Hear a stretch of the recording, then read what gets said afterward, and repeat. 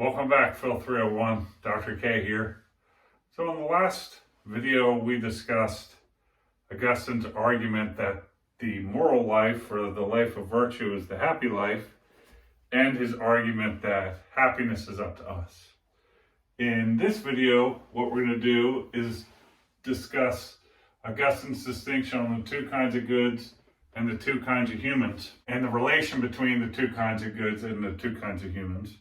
And in so doing, we'll shed, I think, further light on why Augustine takes the moral life to be the happy life, and also the life of sin or a vicious life to be an unhappy or wretched life. So let's start with the two kinds of goods.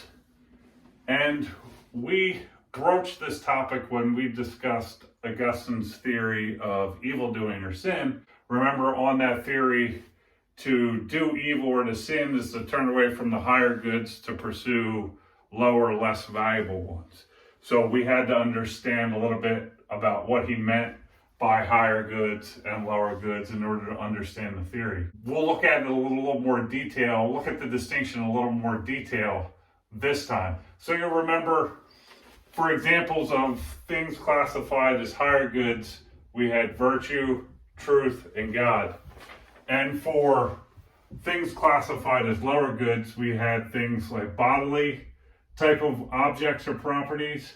For example, bodily health, bodily strength, bodily beauty, bodily pleasure, property, possessions, cars, houses, these kinds of things, wealth, money, fame, honors or accolades from other human beings. These would all be classed as lower goods. These are just examples of different things that fall under the category of higher good or lower good for Augustine. But what exactly differentiates the categories? What are the properties of the things that get placed under these categories, and how are they different from each other? So, with respect to the lower goods, Augustine even refers to them as temporal goods. And by this, if you unpack what he means by temporal, it's that they're created, they're perishable, and they're changing. So with the lower goods, there's a time that they come into being and a time that they pass out of being. And along the way, from coming into being to passing out, they're constantly changing. For example, you see this with strength. A little baby is born, doesn't have much strength, and then might grow up into a strong woman or man that possesses strength. But then again, as they age or maybe get in an accident, they lose it again. Same thing with beauty. You could have someone that has a very appealing physical form, but through some accident or even aging, that beauty type starts to degrade and go away. Same thing with property, wealth, fame, and honors. These things come into being, they can change, and they can be ultimately lost. They're also corporeal or physical or bodily. What is meant by that is that these things are either bodies themselves or they depend on bodies. By a body or a corporeal or physical object, he means an object that's extended in the three spatial dimensions of length, width, and height. So this piece of paper, right? This pen, the body you see here, the board, the lights, cars, that kind of thing.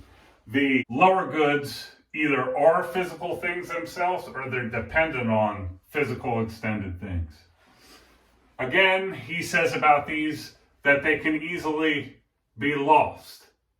The fact that they can easily be lost is probably rooted in their being created, perishable, and changing. Again, you can make a lot of money in the stock market and then the next day lose it all.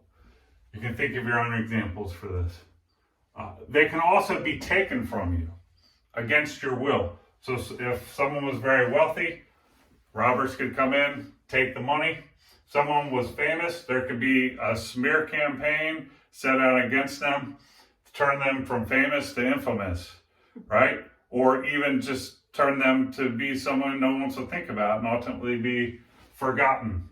Honors can be taken away through smeared reputations and things like that. Even if it's a false smear or someone's name is wrongly dragged through the mud, these things could still be taken away. And lastly, you can't have them simply by willing. So just how you use your mind and the choices that you make is not sufficient to acquire these things. There are other elements involved besides the acts of your mind that concern possession of these things. So those are the qualities of the lower goods. If we turn now to the higher goods, Augustine says, and he sometimes refers to them as the eternal goods. And by this he means they're uncreated, imperishable, and unchangeable. He also calls them spiritual or incorporeal. By that he means these are objects or goods that lack spatial extension. So they're not extended either length, width, or height. That doesn't mean that they're not real. They're real, and he actually thinks they're realer than spatially extended objects or physical objects. These things can't be lost, but only given up. And again, the reason that they can't be lost is rooted in the fact of their being eternal and hence imperishable or unchangeable. Virtue itself, truth itself, and God are imperishable and unchangeable. They're never going to go away. You can only give them up and turn away from them and start to pursue something else or strive to possess something else rather than these. But you can't lose them, and they won't turn their back on you. They also can't be taken against your will. Remember back to the argument that Augustine made that a virtuous mind cannot be corrupted or forced to sin by anything but its own free will, right? So nothing can take virtue, truth, or God from you. No one can come in and steal these things from you. They may wage a smear campaign and make it seem that you're not virtuous, that you're not in possession of the truth, or that you don't try to serve God and possess God in that sense. But the reality of the situation would be that you still have these things, just people's perceptions are erroneous of you. And lastly, you can have these simply by willing. That's to say, just by the act of the mind, how you orient your mind, what you seek to possess, and the choices that you make, you can come into possession of virtue, truth, and God. So that concludes the kind of introductory distinction between the lower goods and the higher goods. What we're going to turn to now is Augustine's distinctions on the two kinds of humans. Right? So Augustine makes a distinction between two kinds of humans. The one kind he calls the fool, and the other he calls the wise man. And what differentiates the fool from the wise man is mainly how they stand in relation to the two kinds of goods. So the fool pursues and aims at and strives for and is essentially a slave to the lower goods. The main object of their whole way of life is acquiring these things as ends in themselves. And the fool therefore neglects the higher goods. He or she would give up personal integrity or virtue, justice, etc., if they could acquire more of this. Someone might come to them and say, listen, if you say that the product we make is really good, we'll give you a bunch of money. And the fool's the kind of person or the kind of human being that's going to take the money and sacrifice truth for it, and virtue, and ultimately God. Now, as a result of pursuing these things and neglecting the higher goods, the fool or the sinful person, the evil, wicked, or vicious person, is bound to a life of suffering.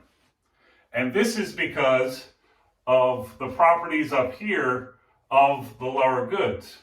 So remember, the lower goods can be lost, can be taken, and you can't have them simply by willing.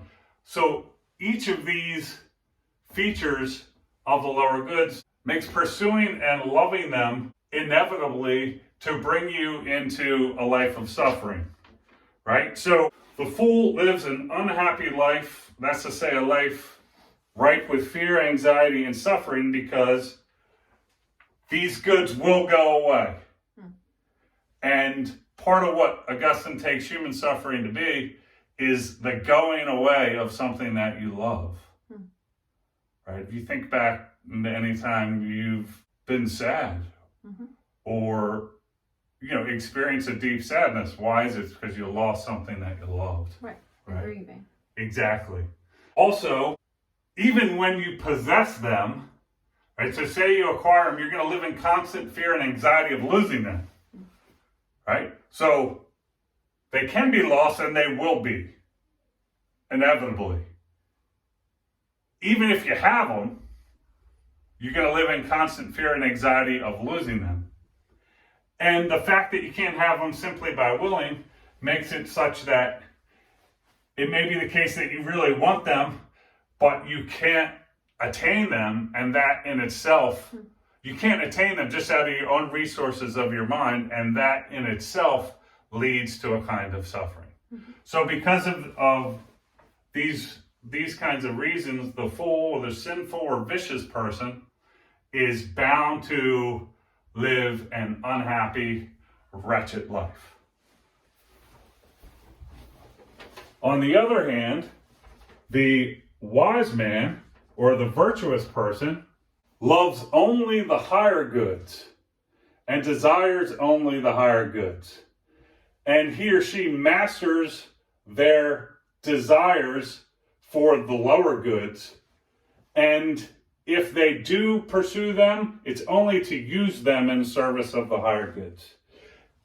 Though the wise person does not pursue these things as ends in themselves, if they pursue them at all, right? It's only in service of, if they do pursue, it's just as Augustine said, to use them in service of possessing and spreading the higher goods. As a result of loving only the higher goods and merely using the lower goods when necessary, the wise person is going to live a happy life. They're going to live a life of peace and tranquility that's free of fear and anxiety and suffering, because they don't love things that can be lost, right? So there's no danger in loving these things that they're going to leave you and turn their back on you or just degrade and perish.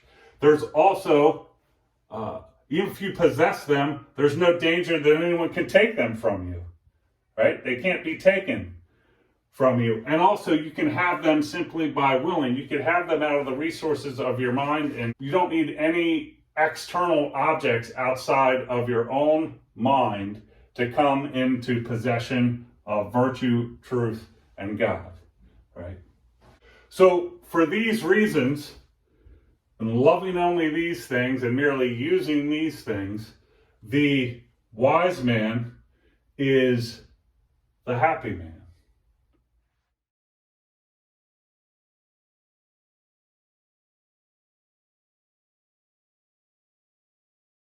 There are two other properties of the wise man and the fool that Augustine discusses, and this has to do with their relationship to the eternal law and what we could call the law of man. What we'll do in the next lecture is talk about Augustine's conception of the eternal law and the law of man and how they relate to the wise man and the fool. See you in the next video.